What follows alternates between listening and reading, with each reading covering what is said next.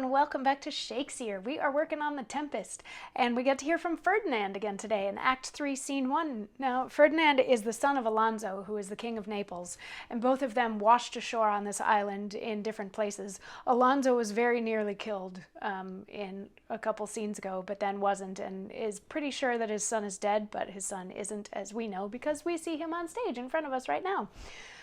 Ferdinand was found by Ariel, who led him to Miranda and Prospero at Prospero's urging, because Prospero sort of wants to hook up Miranda and Ferdinand.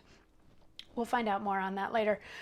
But anyway, upon seeing each other, Ferdinand and Miranda both kind of fell for each other, but Prospero wants to make it difficult because he's afraid that if it's too easy, then they won't like it or appreciate it, you know, the whole being together thing. So Prospero has set Ferdinand to work carrying logs from point A to point B. So at the beginning of this particular scene, we had Ferdinand carrying, log number 746 from point A to point B, and he's tired, but he was saying that hard work is worth it if there's a good reward at the end, and there is no better reward than Miranda. So he really digs her. And then she comes in, and Prospero is watching this whole thing from like over there, but they don't know that he's there. So Miranda shows up and sees Ferdinand doing this, and she's like, take a break. Seriously, my dad is off studying. Like, you've got like 3 hours. You can take a break. He's like, no, I'm going to finish this because I'm going to prove to your dad that I'm a good man and that I do the things that I say that I'm going to do. She's like, well, at least let me help. And he's like, no, I couldn't let you help. Like, I have to do all of this myself. And she's like, yeah, but it'd be really easy for me.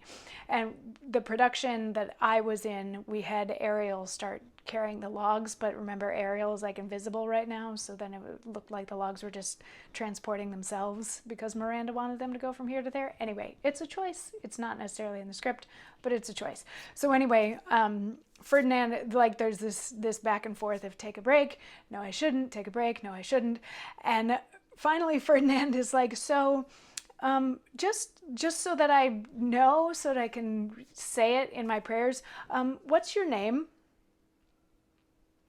Which I think is an interesting point in the conversation, considering they had already met before and are now like already involved in stuff, kind of, sort of. But anyway, he didn't know her name prior to this, and she says, my name is Miranda. Oh crap, I wasn't supposed to tell you that because now my dad's gonna be mad. And Ferdinand says, admired Miranda. Indeed, the top of admiration, worth what's dearest to the world. Full many a lady I have eyed with best regard, and many a time the harmony of their tongues hath into bondage brought my too diligent ear. For several virtues have I liked several women, never any with so full soul, but some defect in her did quarrel with the noblest grace she owed, and put it to the foil. But you, oh, you, so perfect and so peatless, are created of every creature's best.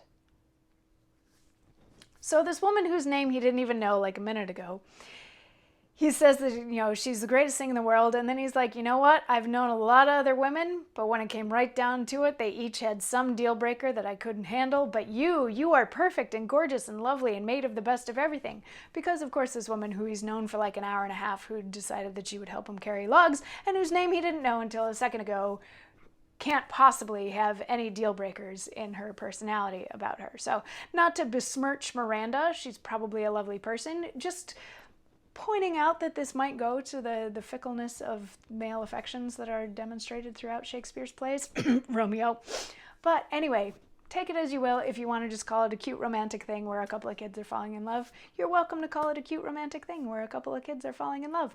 And she has a response that is tomorrow's monologue, so we'll find out how she responds to this I used to like other women, but now I like you thing that he has going on right now. So anyway, I'll see you then for that.